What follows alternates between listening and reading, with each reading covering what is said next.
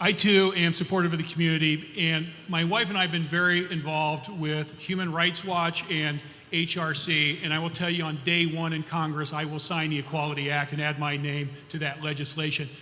But I want you to know, that's only half of it. We are not going to change this hatred in the country unless we change hearts and minds. That means our elected officials, academia, business, everyone, including us in this room, have to fight to make sure that discrimination is thwarted everywhere we see it, as often as we see it. Because until we all work together and change society's viewpoint on discrimination, whether it is LGBT community or workers' rights or on, voter rights, you name it, there is so much discrimination going on underneath the Trump administration. We all have to stand up, shoulder to shoulder, locked arm in arm, and fight the discrimination everywhere we see it. Then, when we do that, then the legislation will work.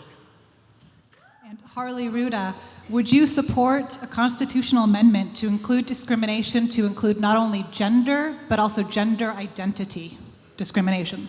I certainly would support it, but I also recognize getting a constitutional amendment passed is a somewhat difficult task.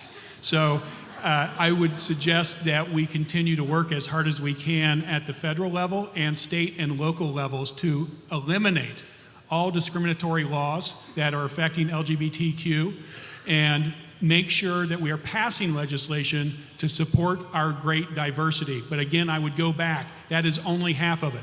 Until we get our business leaders, our religious leaders, academia, and our elected officials to work together to change hearts and minds and teach it in schools and universities and churches, we're only going to be relying on ineffective legislation.